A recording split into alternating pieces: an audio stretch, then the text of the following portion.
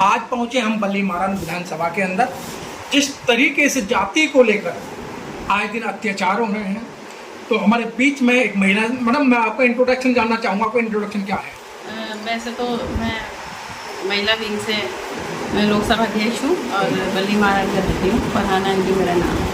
मतलब इस तरीके जो महिलाओं के साथ में एट्रोसिटी हो रही है, महिलाओं के साथ में उत्पीड़न हो रहा है, हम मणिपुर की बात करें, बिहार की बात करें, उत्तर प्रदेश की बात करें, महिलाओं पे आए दिन अत्याचार हो रहे हैं, इसके बारे में आप क्या कहेंगी?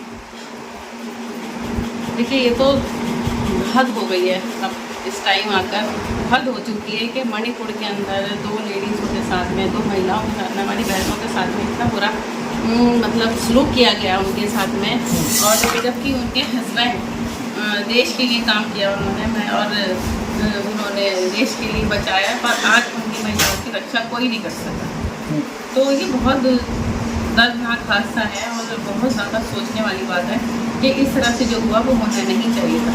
पर आज महिलाओं के साथ में हर जगह, रात हो या दिन हो या दोपहर हो, कभी भी कहीं भी कोई हमारी महिला, कोई हमारी बच्ची, कोई हमारी लेडीज घर से जो निकलती है, हमारी बुजुर्ग महिलाएं तक की कहीं सेफ नहीं है। अच्छा, हिंदुस्तान के अंदर इतना बुरा हाल हो चुका है कि मतलब हम कह नहीं सकते। एक तरफ हमारे प्रधानमंत्री जी और सरकारें ये कहते हैं कि बेटी बचाओ बेटी पढ़ाओ का नारा देते हैं, और आज बेटियों के साथ सरेआम इस तरीके से जुल्म होता है। बेटी बचाओ बेटी पढ़ाओ, बेटी बचेगी तो पढ़ेगी ना।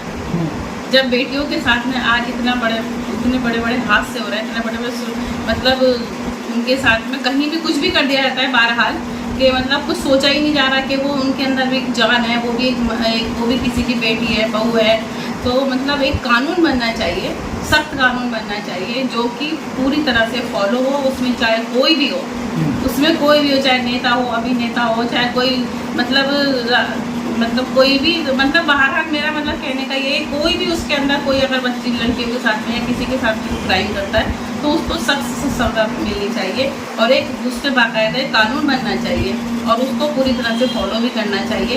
कि अगर हम 16 साल के 17-18 साल के बच्चे, आजकल कौन क्राइम नहीं करता, कुछ बेरोजगारी है, कुछ बदहाली है उनकी, पर वो लोग, और कुछ नशा भी है, क्या उस लोग नशे की तरफ भी जा रहे हैं और उसको भी रोका जाए और किसी को भी उसमें छूट नहीं मिलनी चाहिए, बाकायदा उसको पूरी तरह से सख्त सजा मिलनी चाहिए। आपका मानना है कि कानून बनना चाहिए?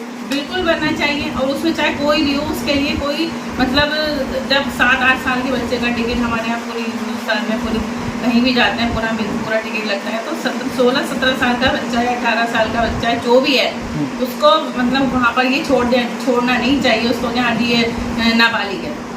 वो बालिग है और समझता है, सब कुछ जानता है। जिस तरीके से जातिवाद हो रहा है, क्या इस जातिवाद को रोकने के लिए भारत जाति मुक्त होना चाहिए, नहीं होना चाहिए? होना चाहिए, बाकायदा जाति मुक्त होना चाहिए, भारत जाति मुक्त होना चाहिए। और उसके अंदर मतलब हर जो भी सहूलत है, जो भी किसी को अगर हम लोग किसी को देते हैं, सब्सिडी हो या कुछ भी हो, अगर सबको बहरहाल बराबर मिलना चाहिए। क्या लगता है जिस तरीके की घटनाएं हो रही हैं उसको रोकने के लिए हम जाति उन्मूलन कानून की मांग कर रहे हैं सरकार से, कि चाहे वो हिंदू हो, मुस्लिम हो, सिख, जैन, पारसी, किसी भी जाति धर्म का हो, किसी के साथ भी घटना होती है तो जाति उन्मूलन कानून बनना चाहिए इस देश के अंदर, जिससे कि उस करने वाले को सजा मिल सके। क्या कहेंगे जाति उन्मूलन कानून के लिए? देखो, कानून तो कानून है। हाँ। कानून से हम लोगों को जो है ना, पुलिस हो या मतलब हाई कोर्ट हो, सुप्रीम कोर्ट हो, हम उसके आदेश को मानते हैं और हमें फॉलो भी करना चाहिए। तो उसमें कहीं जाति नहीं आती है।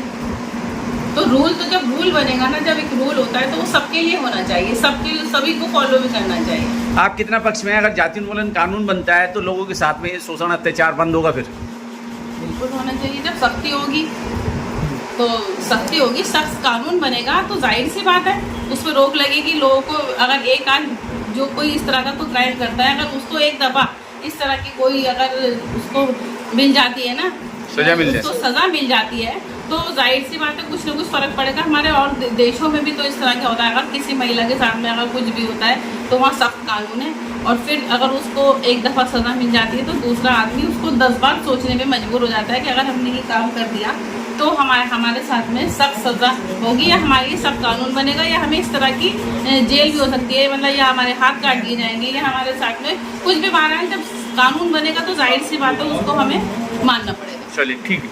है।